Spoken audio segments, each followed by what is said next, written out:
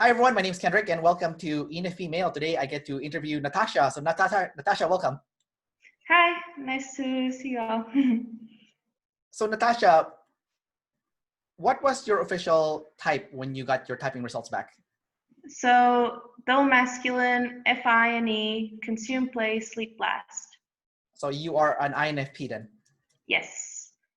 What did you think and how did you feel when you got your typing results back?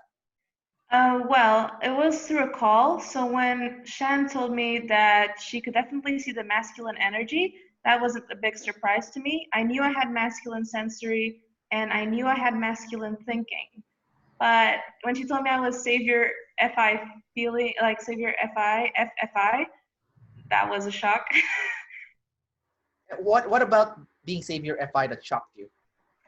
So a lot of the anecdotes they say about saviour I didn't really relate to, like crying easily, also being, I don't know, maybe the thing that I am FI as a savior, just that whole idea shocked me because now I can understand it, but at the time I saw myself more as a savior TE or even TI than FI. So I know what I like and I know what I value, but I never argue with what I like or value. So that was a bit hard for me to process at first.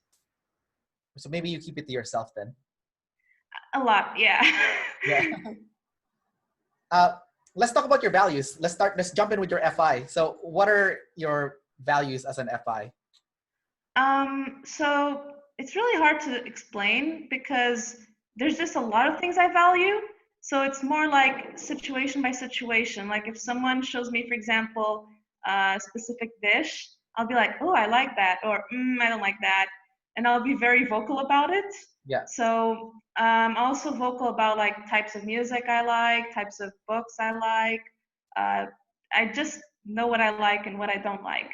I have an example, which is when I step into a store with my mom when we go shopping, I can know right away if I'm gonna like the shop or not, and I'll be like, nope, let's just go out. There's no point in even exploring. What about your value system? What is your top 5 values, would you say? Ooh. So I value respect. I think respect is important. I value, I wouldn't say honesty, but loyalty, like being loyal to someone. Value tolerance, like people just being more tolerant towards one another, about other people's stupidity or beliefs or anything in general. I believe in, what else? What other values I have? Well, most of them kind of sum up to those. I don't have a top 5 values, like in the abstract sense. I guess there's just too much that I value that I can't like sum it up into 5. I guess that also might be the OE thing, like Yeah. narrowing it down to 5 might be a little bit hard. Yeah. It's hard because then I'm thinking like the last 2, I start thinking of a bunch of other things I want to fit into those 2. No, go ahead. If you have 10, go ahead. I'm an EP. Okay, so let me see. Because like there's some things that I don't consider like general values that I value greatly, like traveling is something I value greatly because of the insights it can provide into culture and also learning to be more tolerant of other cultures and other people and other beliefs. So traveling for me is very important. It's also something I've been doing since I was a kid. Learning languages is something I value. So for similar reasons, like you learn a lot about a culture and a lot about a mentality from learning the language. I value, well, it's kind of like, how do I put this? I value like people putting thought into their, not their speech, but like into their arguments, not just being like, using their emotional appeal to like reason with me. I don't like when people use emotions to reason with me when we're talking about logical stuff. So I value when people put thought into that, which is kind of like expecting TE out of people. I know that's like not the best thing, but yeah, so that's something I value. I value good food. So, that, what else? Yeah, I couldn't, it's like abstract values, I think those ones were the key ones. And then a bunch of the other things I value, I'd say they're a mix of abstract and physical things. I love that Savior FI. That's awesome. It's like, it's so easy. It's like, yeah, this. you know, you know, no, that's fantastic. Do you find yourself that you stick to those values pretty well? Like you practice what you're saying. Like those are the things that you actually practice on a day-to-day life. Yes, so like that's why in terms of abstract values, those are the only ones I can name because I like to stick, if I'm saying I value this, I'll also practice what I preach. But I'm also very open-minded, so that I think might be the FI thing. My identity is very fluid, so I'm open to hearing other people's opinions and maybe readapting my own values depending on whether I believe that they are congruent with me or if they aren't. So I think that might be the whole F thing in the FFI, the feminine aspect.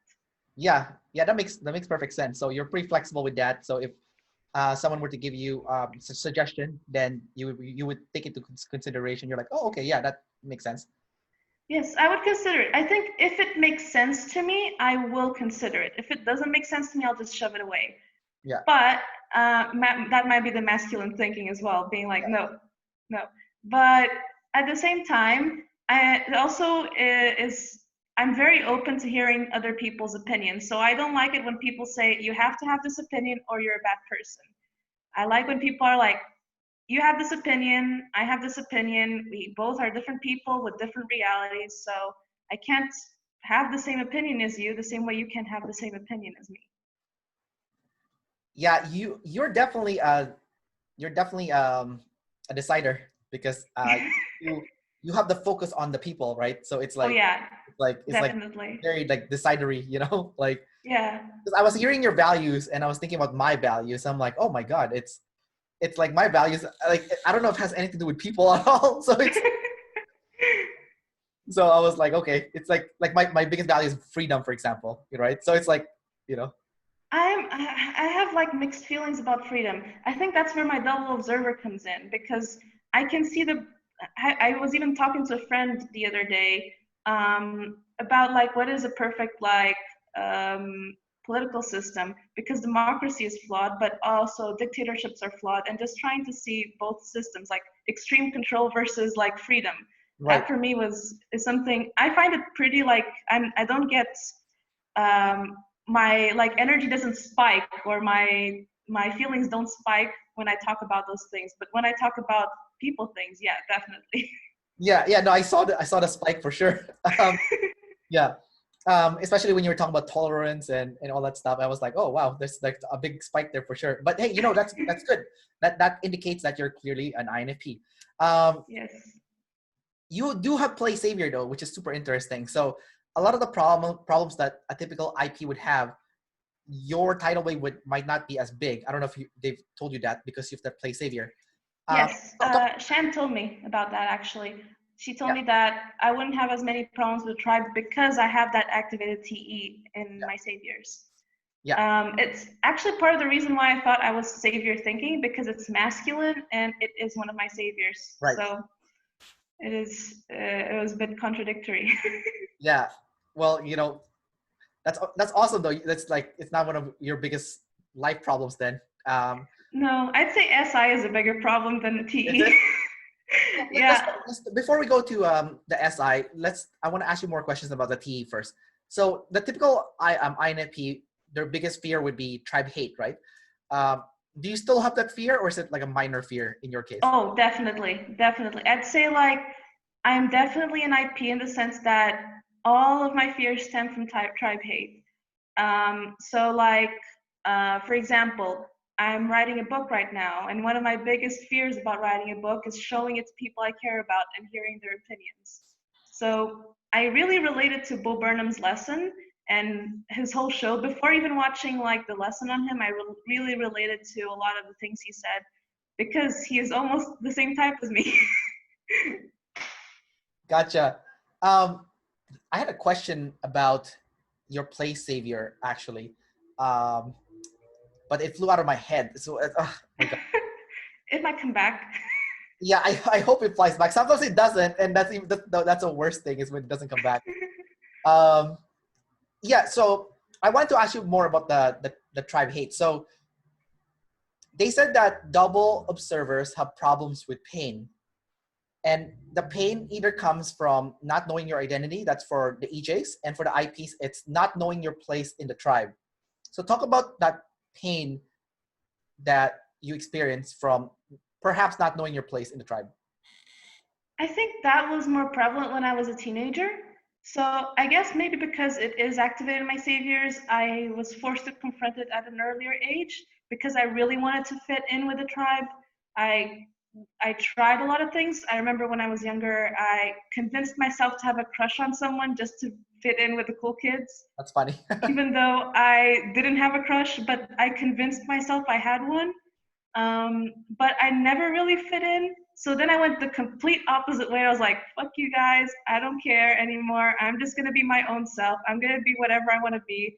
And I embraced it. Like, I embraced being weird. If people would come up to me and try to like poke at me to see if they could get me, like try to affect me in some way, I would just like look at them like, okay, cool. Good job. It's like what they say, you know, like there's always going to be people that like you and there's going to be people that don't like you. And if you try to fake who you are, then the people that like you are the people that like you for the fake you, and there's still people that's not going to like you anyways. So you might as well just be you. Exactly. Because at least when someone likes you, they like you for you. And if they don't like you, then, you know, it is what it is, right? Exactly. That's kind of what I've embraced. Like, the older I get, the less I care if people like me or not. It's still something like subconsciously I still get afraid. Like, that's why I'm afraid of voicing my opinions to some people, especially on controversial issues. Right. Even if I know I have, especially if I have the facts and I have strong arguments against it, but I like the person, I'm afraid of confronting them. Have you gotten a chance to see how the double deciders do it? Like they seem to be so fluid with that kind of stuff. Yeah, I envy the double deciders on that. I tried, like, I think over the years I've gotten better at it. So before I would be a lot more afraid of tribe hate, and now I've kind of been working on it. When I was single, I'm no longer single, but when I was single, I used to go on dating apps, and I think dealing with that helped me a lot. Like, avoid, like, just facing the fear of getting rejected, knowing that I could get rejected. And I started trolling with people because I didn't care if they liked me or not at some point. But I think that helped me a lot, but it's still there. Like, it's still something that's real. It's kind of like what Dave and Chan say, like, you know it's there, you know it's a monster, and you can be like, oh, it's a monster, okay. I know it's not real. It's still kind of like that. It's knowing that it's not real, but I still get afraid. It's almost like that movie, you know, The Beautiful Mind, and you know, like those people are still there, but like they're not real, and you know that, you know. So it's like it's kind of like that, and it's weird because like you can try to tell yourself it's not real, don't get freaked out about it, but you can't help it sometimes. Well, because you can see it, but it's even though it's not real, you can still see it, right? So yeah. And the fact that it's masculine just makes it a lot worse because when I see it, instead of reacting with fear, I react with anger, which is like feeling my blood boiling, the whole Hulk rage syndrome. Yes, right, because you're double masculine. So that would make you, do you feel like as a double masculine, you're more aggressive then, would you say? Like, when I was younger, and even now, I kind of consider myself one of the guys in a way. Like, even my guy friends treat me like a bro. Yeah. I never knew why. And then, like, when I realized I am double masculine, it made so much sense. Yeah. Would you say your boyfriend right now is double feminine then? Because, you know, opposites attract. I don't know. Like, he's hard. I would say maybe I don't know.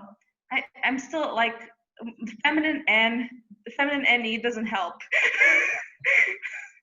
It's all the possibilities, and I always keep changing my mind. You should just get him officially typed. Just get it like over with, you know? It would be easier if he understood the terms, but he's not really into like studying the theory behind it. He finds it interesting on a superficial level, but he doesn't really want to dive deep into it. Do you think he's an EJ? Possibly. Yeah, because IPs usually date like EJs, right? That's Yeah. like the I'm leaning towards TESI, if I had to guess. ESI. Oh, Uh, an ESTJ. yeah, possibly. Possibly. Okay. Yeah, I think it's always been weird that like IPs end up with EJs and like EPs end up with IJs. I'm like, how does that even happen? You know, it's like, it's almost like magic. You know, like it's always been like confusing to me. I guess because like EJs require the validation and IPs deep down long for like tribe validation. Yeah. So it's like the EJ will get validation from an IP if the IP gets validation from the EJ. It's like a vicious cycle. So that EJ is giving the IP that feeling of belongingness to the tribe, Yes, while exactly. the IP is giving the EJ permission to be themselves. Would you say Exactly. that's about right? Yeah. Yeah. So they kind of validate each other in a way that maybe an EP or an IJ might not do the same, like it might not be the same as an EJ or an IP. Well, I mean, it depends. If the IJ is like an IJ EJ, then they might, you know, still, you know, Yeah, it maybe, yeah. depends on the type of IJs or EPs, I guess. Yeah, I'm actually, for my boyfriend, I'm between IJ and EJ. So he definitely is more controlling than I am, Yeah. and he gets freaked out by chaos. Really? Yeah, and I also think he's ST, so because he definitely doesn't like the NF stuff. That's funny. And you're NF, right? So Yeah, but I don't feel NF. Like I feel like I'm the worst NF so because like I don't know things like a lot of stereotypical NF things. So tarot, horoscopes, um, like getting really deep with emotions. I don't relate to any of that. I relate more to my NT side, which would kind of make sense considering my T is masculine and my N is double activated. yeah, and you're double masculine NT also. So it's No, very I'm ST double masculine. So my blast is double masculine. SI. Oh yeah, right. Sorry.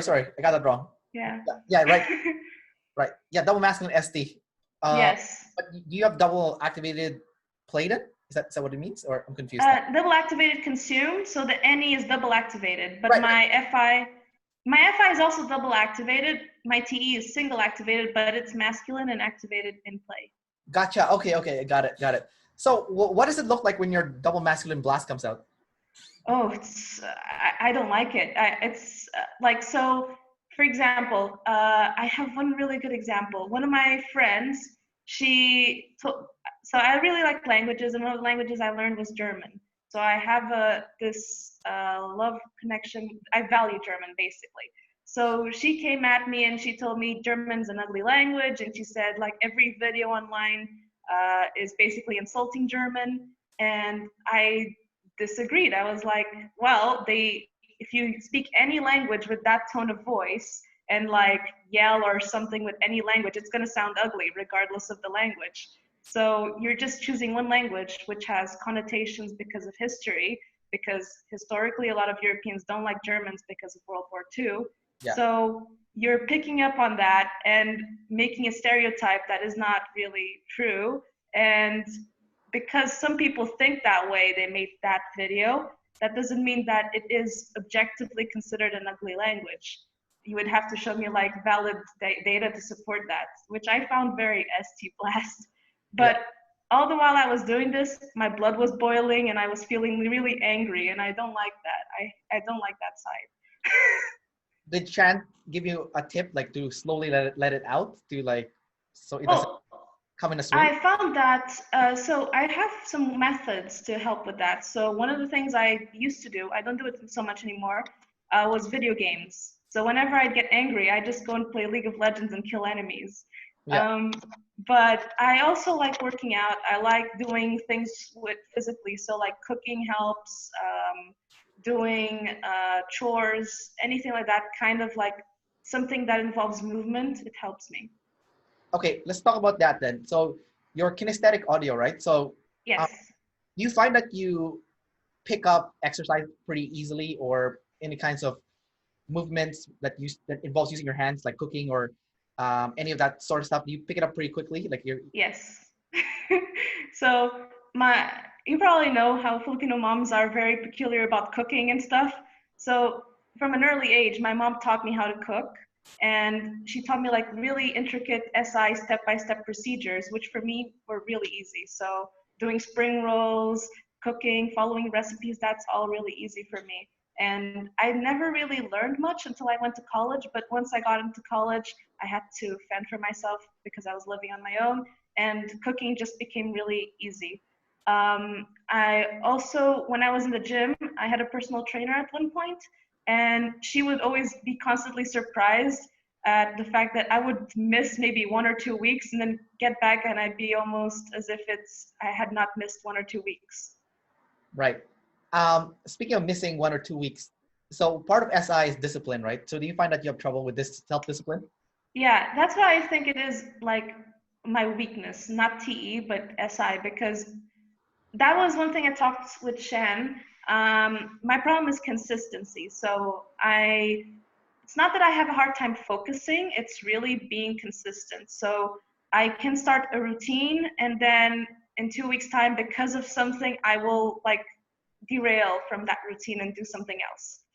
And it's the biggest issue is like, for example, maintaining a healthy diet, a healthy workout routine. I wouldn't say so much with work. I tend to be pretty disciplined with work, but with the small things in my routine, I am very, very like, I'm terrible at SI. Gotcha. But your SI is masculine though. So do you find that, you're very good at remembering facts and details? Yes, sometimes it's ridiculous. I joke with my friends and I say that I'm like the most focused stoner ever, because we can be having a conversation with my friends, even though I'm probably the least sober person in the room, and I'll still be able to remember where the conversation went off on a tangent. Really? Yeah, and which is why I also was a bit suspicious about the EP at the beginning, because I always, in terms of planning things, I'm not that bad. In terms of like keeping track of things, I'm already pretty good. It's really the chores. I'd say my weakness in SI comes with consistency with chores and with like routine. Because with facts, memories, and those kinds of things, especially like music, I have really good memory for song lyrics and for useless trivia. I can remember things uh, like that I've only read once or heard once, which is ridiculous. That must help you with school then, because then you can remember Yes. easily. I was a straight A student, so. Nice, that's awesome. Yeah, I'm the worst student. I was like a straight C- student. Oh, wow. Anyways, no, I'm exaggerating. I'm not. No, Well, in college, it didn't really help much because in college, it felt very like NF, NT territory. is it? I thought. Literature. I studied literature and languages, so Okay. it was very N kind of, especially analyzing literature, or maybe very like SI. I'm not sure, but it was not my forte. Do you have trouble kind of seeing the NF because it's double feminine? Would you say? I'd say my NF. The reason I know I am NF is everything I consume is very NF. So I like reading a lot of stories, fiction stories, and diving into that world and imagining, visualizing. I guess that's also where the visual aspect comes to it. When I read books, I can visualize a story in my head like a movie. And sometimes it's better than any movie I've ever seen. So Oh, I really like reading because of that. And I read a lot about emotions. I like stories that have strong emotions because I want to process the emotions, but I need some sort of material to be able to process that. I guess that's where the consume comes in. So I need to gather new data or new things, new ideas to be able to process how I feel. now your consume is double feminine though. So how do you experience double feminine consume? Would you say? Uh, so I look at it as separate things. So Fi and Ne being feminine. So Fi being feminine, it means that one day I can be goth and the next day I can be a hippie. And Ne feminine, some kind of ties into that because I'll explore different ideas. I won't really stick by one idea because it's movable. So if I think this abstract idea is better today, the next day I might think it's another idea is better. I don't tie myself to one, and I also forget my ideas. So I write them down if I want to remember them. You have sleep third, so Yes. it's technically a demon. Do you find that you struggle with using sleep processing, or it's more or less okay because eventually everyone gets good at their third animal? I'd say it's like half-half. So the processing part, I'd say, or like finding time to relax, I do all right. But then I like look at people who actually have sleep, and I'm definitely a sleep demon because I might wake up and stay in bed for a couple of like an hour or two and just like, okay, I guess that's the consume side because I always go on my phone and read stuff or something. And then once I get up, I don't stop. I do everything I need to do in a day and only rest at the end of the day. So I'd say like it is accurate that I'm play above sleep, but I wouldn't say I'm bad at sleep. I'd say so like my sleep, the way I see my sleep, I don't see sleep as just processing. I guess because it's audio, a lot of times I use music for sleeping. Like I will listen to songs I used to listen to when I was a teen or a couple of years ago. And sometimes if I listen to a specific song that I heard when I was experiencing a specific emotion, it might trigger me to, it kind of like might take me back to that moment in a weird way. Like I almost feel like I'm in that moment again. I can relate to that. Yeah, it's really bizarre. Like if I'll be listening to a song and I remembered I got some bad news when I was in an office, for example, it almost feels like I could feel the aircon of the room. I can Wow. feel like the smell of the room. It's really weird. I don't know how to explain it. I get you, but not as intense as how you experience it because I have sleep last, right? So, Yeah. but I'm also auditory like you are, so I can relate to bringing you back to that moment sometime in the past when something happened, and that music seems to remind you of that time. Yeah. You have play savior. So would you say because your TE is masculine, do you come across as bossy or like you order people around? Or When I was a kid, yes. And I think I toned it down over the years because I got called bossy when I was a kid and I didn't like it. yeah. So I kind of toned it down, and it comes off because I'm a teacher. So Oh, with my students, what do you teach? What English, I teach English. like college So, or high school or what? no, I teach at a language school, and I teach kids and teenagers and adults alike. So Oh, okay. So it's a like little bit of everything. Yeah. So basically, especially with the kids, the younger kids, when they start misbehaving, that's when my masculine, shovey side comes out. Then I'll start being bossy. But until then, I'm very flexible. I'm very like chill. And then once they start misbehaving, then I'll be like, okay, the next student to misbehave will get extra homework. I don't care. Next student does it, will get extra homework. that's really useful for that instance then when that stuff happens. Yeah. Yeah. But then sometimes if they really piss me off, then it goes like full dictator mode. I jokingly thought about this the other day. Like my demon is basically a drill sergeant, Yeah. and I don't like that side, but I know it exists there. So if I get annoyed enough, it will come out. Yeah. Well, I think you gotta embrace that side of you, right? It's like part of you, right? So Oh yeah, I've learned to embrace it a bit more. Like ever since I met my partner, he told me to like stand up for myself more and yeah, be bossy and be demanding. yeah, So in my previous job, I did learn it a bit, and I got really bossy with my boss, which is a bit strange to say. yeah. That is Uh, true. but it was a different relationship. So my boss basically, I was his editor and his translator at the same time. And he wanted me to edit texts with him next to me. So he would be very peculiar about some things, but then he would disregard the grammar. And my masculine SI would be like, no, we cannot disregard the grammar. We need to be like proper with the grammar. So like, we cannot write it this way. This will sound stupid. Yeah, But he respected me because no one else told him that. Everyone else in the company, because he was British and everyone else is Portuguese, they didn't want to like say something wrong. They didn't know how to deal with him. And because he was the chairman of the company, no one really wanted to get on his bad side.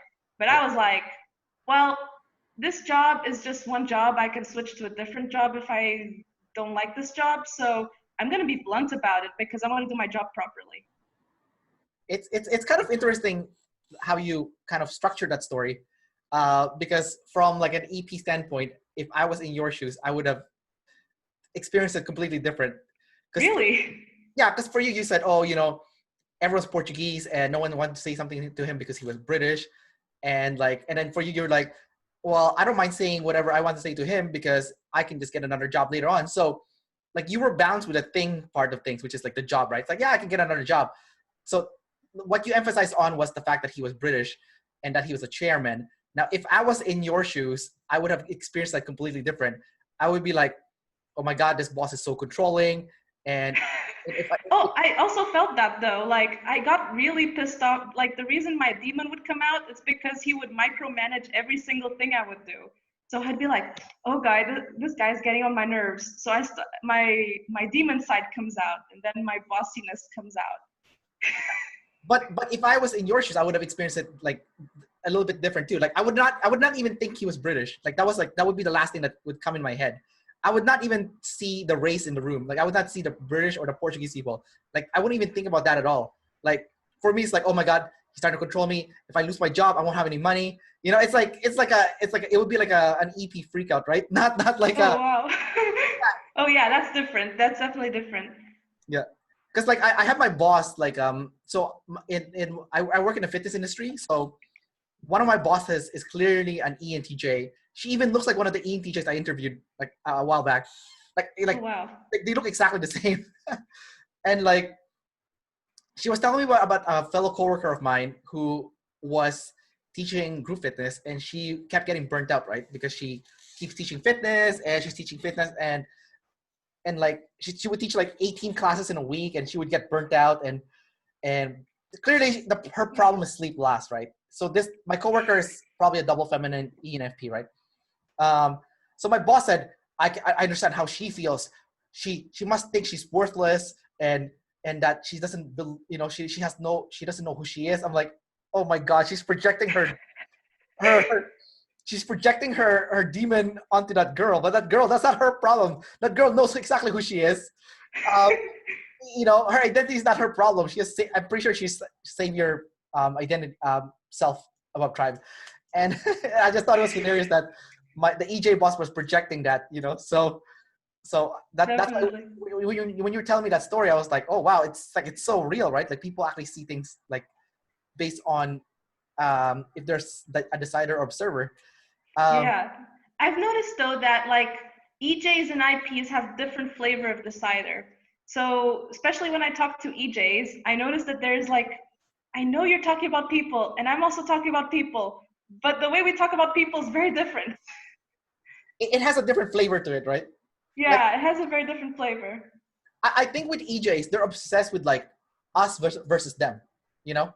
Yeah. Like my group versus that group. Like they like to emphasize like, oh, you know, those black people, those Asians, you know, those white people. Yeah, definitely.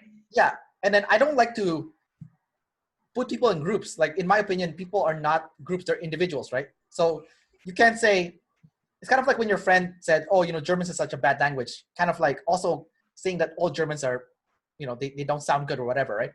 But yeah, some of them sounds terrible, some of them sounds good. You know, it depends, right? Exactly.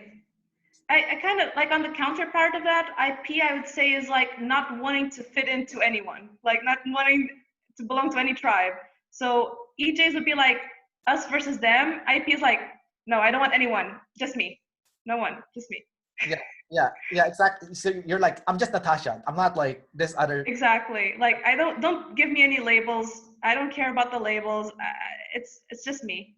Just me. So if someone says you're Portuguese, you wouldn't take that as a label then? Like even Portuguese, I don't relate to Portuguese. Like when people ask me where I'm from, that is like identity crisis moment right there. Or if they say you're Filipino. Same. Like I go to the Philippines, they say I'm Portuguese. I go to Portugal, they say I'm Filipino. I go to Macau, they say I'm a foreigner. So I'm like, I don't know what I am then. Yeah. Well, I'm Chinese, but I was born in the Philippines. but I grew up in Canada. So, like, Same. Very confusing as well. yeah, so I'm How would like similar to you. how if someone would ask you what do you identify as, like nationality wise or culturally, what would you say? I say all three. I say I'm Chinese, Canadian, Filipino. I say I'm all three because I am all three, right? Like I have Chinese blood. My nationality is Canadian because I grew up here and I feel like I identify as a Canadian above those other three actually. But I'm still Filipino because I was born there and a lot of things that I do, even my accent is Filipino. So it's like, so I'm Yeah. all three. I just say I'm all three. Yeah, for me it's even worse because like when I tell people, first of all, my dad's not really Portuguese. He himself is like a different mix. What I see? So my dad was born in Mozambique, but his parents are Portuguese. So your So your dad is black? no, he is white, but he was born in Mozambique. This was before 70, so before the independence of a lot of African countries. Okay, okay, So he lived in colonial Mozambique at the time. okay. And he identifies with being Mozambican more than with being Portuguese because he lived in Mozambique for like 20 years. Right. He has lived in Macau longer than he has lived in Portugal, so he is more Macanese than he is Portuguese. Yeah, that makes sense. But by like in terms of passport, technically he is Portuguese. So it's like a weird thing. So when I explain to people, I'm like, yeah, my dad is Portuguese, but he's from Mozambique. My mom's Filipino, and they met in Macau, and I was born and raised there. It's like for me it's okay. Like I understand my identity, but when I tell people expect me to say one only. I'm like, no, I can't fit into one. It's all this. It's this package. I think one of the most offensive thing I've ever heard was when I took a year off to go backpacking around the world. So I've been to 88 countries. That's Uh, impressive. thank you. I like to brag about that. Anyways, so my mission in life is to visit all the countries in the world, right? So one time I was in Bolivia. I was waiting in the airport for my girlfriend to arrive. I was picking her up from the airport because me and my sister arrived there first. And so while I was waiting at the exit gate, there was this Israeli guy sitting beside me who was extremely condescending, right? He looked at me and he said, "Oh, where are you from?" I said, "Oh, I'm from Canada." And he's like, "You're not Canadian. You're Chinese. Your skin is yellow or something, right?" And then he said, "Why is your English so good?" I'm like, "Cause from I'm Canadian." He's like, "What's your real language?" I'm like, "What?" Like, you know. And this guy was such like I just found him so offensive, like I just found him so offensive. So, um, and when I was traveling, I can't tell people I'm Canadian because they'll say, "No, what are you really? Like, what are you really, right?" So I just tell them like, "Look, this is what I am. Okay, I'm born in Philippines. I'm Chinese by blood, but I live in Canada most of my life. So I'm both. I'm all three." And then like, Yeah. yeah, and then people say, "Oh, Canadians are supposed to be white, right?" I'm like, actually, Canada was a land of the natives, so technically it's supposed to be for Native Americans, So it's True. yeah. So, but anyways, yeah, it gets messy. I just say I'm all three, and there's no. Yeah, I usually explain that whole story I tell you, but then people ask me the follow-up question, why is your English so good? And I'm like, Yeah, harder to explain. I'll just say you're an English teacher. That's why. No, actually, no, because I grew up bilingual, so my mom didn't speak Tagalog to me at home. She would speak to me in English, Oh, and okay. my dad would speak to me in Portuguese, and I would read books and watch movies and series mostly in English. Right. So my English is technically better than my Portuguese, even though I was in the Portuguese education system most of my life. Well, I guess the easiest thing is to just say you're all three because you're all Yeah, three. I just explain I give them this whole story, but every time I meet someone new, it's like, here's the story. Here you go.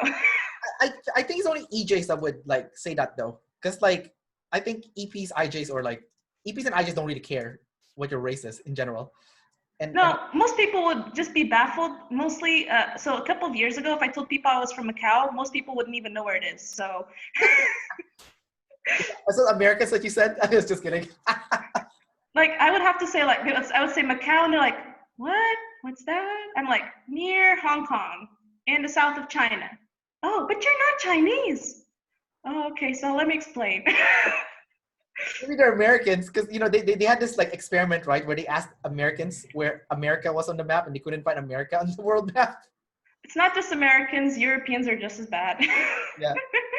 Like when I told most people here in Portugal, so in college, people in hazing, in Portugal you have like hazing systems in university, and I tried it for a couple of days, but then my IP self said, nope, not for me, bye. Yeah. But at the beginning, like they asked me, oh, where are you from? I said, Macau, and like 99% of the students there were from Portugal, specifically from the north of Portugal. So when they asked me that, I said, "Oh, my name is Natacha," and they're like, "Oh, not Ling Ling or Ching Chong or something." Oh I'm my like, God. "Oh, wow." And then like, so yeah, they just like judge you right away. And then when I tell people I'm from Macau, other people are like, "Is that in Africa? Is that like near Timor?" I'm like, "No, not wrong, very far." Isn't Macau a Portuguese territory It previously? was, yes, Yeah, and so that's why it's more embarrassing when isn't it Portuguese people don't embarrassing? even know. Yeah, that's pretty sad, right? Like, Yeah, like sadly. most people should not know what Timor is because that's like even more far off, you know? Like, But they know more about Timor than Macau. yeah, that's weird. That makes no sense to me. That's so weird. that that makes absolutely no sense. Macau is too small. They can't see it on the map, so it doesn't exist. Okay, I guess so. If you say it that way, I guess that makes sense. Yeah. So I'm not sure if I have any more questions for you. I think I asked everything. Did I miss anything? Oh, I do have a question. What's your experience been like as an energy dominant person? Oh, it's really hard for me to like respect the information. I mean not. I mean, because I'm consumed first, I still respect the information. So I'm still going to be, and because I'm SITE masculine, I basically still respect the information. But a lot of times when I'm talking about information, I'm always joking around. So I laugh a lot. I'm always making jokes. Even when I explain to students, I'm constantly making jokes. And when I used to explain stuff at school to my classmates to practice for my tests, like history. I would tell them history, but in a way that they would understand, and I would joke a lot. So I think that's where my energy dom comes. And also when I watch videos made by infodoms, like special, I don't know what types, but there's some, especially like ST infodoms, I get bored. What about that Tim Ferriss? He's info dominant. I haven't seen his lesson actually yet. So does he have a lesson? I don't even know. He's he wrote the book The 4 Hour Work Week. I don't know if you read it, but I haven't read it. No, I yeah. don't really read much aside from fiction. I read mostly fiction. Oh, I see, I see. Yeah, it's one of those books that really like changed the world, I think. Yeah, well, Yeah. check it out. Check it out when you get a chance. But yeah, he's an INTJ, right? So he's giving, and he's info dominant. He's play last, but he's info dominant, and he. I think, I think deep down inside, we all know what word last is, even though there's no word to describe it until like op came out. So I think the reason I think he knew he was play last because he's now doing interviews as his main thing, right? So I think we're all True. like fascinated by our demons. So, um, anyway, so I just think, yeah, he is boring though, to be honest. Like his stuff is. I It's mean, I value infodoms though, because I feel like OP, especially the OP classes, would benefit from having an infodom person to structure the lessons more properly. So I do value it, yeah, and I do think it's important. But I can definitely see my energy dom saying like, "Oh, this is too boring." yeah, yeah. I know. I get so frustrated because I'm an info dom, right? So like when I see like Dave and Chan put their classes, I'm like, there's so many holes in this explanation. Like I can't accept it because there's so many holes into it. I can't And just. they're like that double activated infodoms, energy doms, because they're sleep and play first. So they definitely have way more, like I see the info and energy doms kind of on a spectrum. So if you start off with an info animal, then you are still an energy dom, but you still respect the info. Whereas if you are energy dom first, like so sleep or play first, and then you're still an energy dom, then you will definitely notice it a lot more. And Dave Yeah, and Shen are both. yeah, no, that's a really good point. I never thought of it that way. That's a really good one. I need to think about that now. Uh, so Natasha, I have two last questions for you, and then we'll wrap up the interview. So the Okay. first question is, so I'm going to give you a chance to blast, okay? what advice can you give to INFPs who are struggling with tribe hate or not knowing their place in the tribe? So let's go with that. Well, I think that for an IP, there will always be that fear of tribe hate. The only thing we can do is, instead of running away from it, it's best to face it, because if we don't face it, we're just going to stay in a sensitive corner and not really face our demons. And facing what we are afraid of is important to grow as people. So if people want to really progress and also develop themselves even further or evolve as people, they really need to confront what they are afraid of. So if you're afraid of the tribe and you're a musician, play in front of the tribe. Listen to their opinions. It's still going to be important to build up your own self. So I advise everyone to deal with the tribe hate. Like, the tribe hate will always be there. It's just how you learn to live with it and perceive it. So tribe hate, deal with it, kind of. Yeah. No, it's good that your advice is walk towards your fear. I think that's a really good advice. Yeah. And also, like, aside from just walking towards your fear, just if you cannot find a place in the world, then create your own place in the world. And other people can join you, and then you'll have your tribe. So that's another advice. Yeah, that's a good advice. I think a lot of IPs actually do that already. So I think that's a good advice. My last question to you is, do you have any question for me as an ENFP who is like a weird one? Like, I'm an NETE jumper, play, blast, consume, sleep, masculine, feminine. So Yeah, you're in a similar boat to mine, because you have blast as your savior. So you're SITE. So SI would be your demon, technically, your biggest demon as an EP. Sleep is my demon. Yeah. Yeah, no, but I mean, like, SI, if you were to go by like any FITESI, so the biggest fear of an EP would be the control. And you have control, and you're activated in your second animal, so the blast.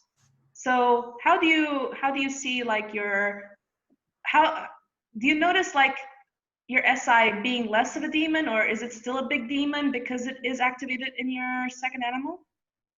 I think it's still my biggest demon, to be honest. Even though it's fourth and it's activated in the savior state with blast. It's more problems with consistency. So I have trouble like being consistent with something. Like, I tend to fall off the wagon.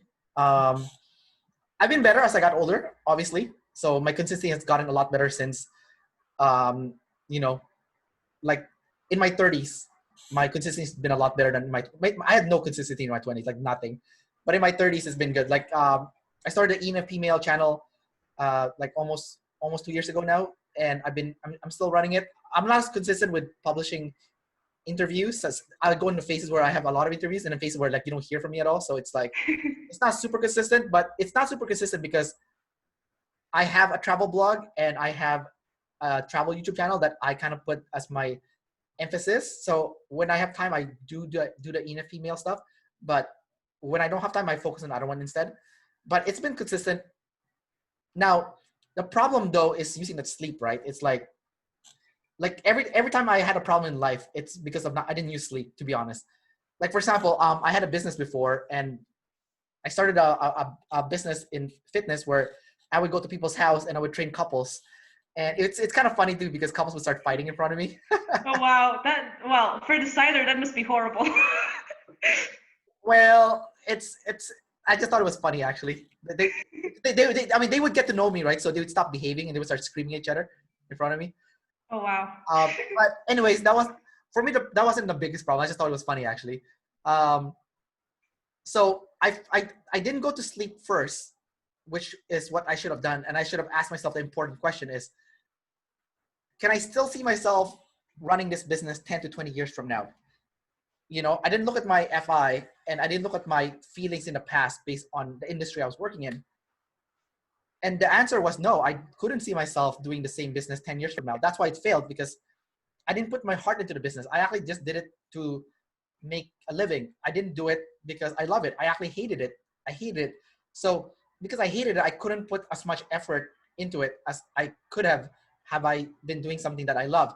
So later on, when I switched over to having a travel blog and starting the ENFP Mail YouTube channel, I asked myself, 10 to 20 years from now, can I still see myself doing this? And I said the answer was, yeah, hell yeah.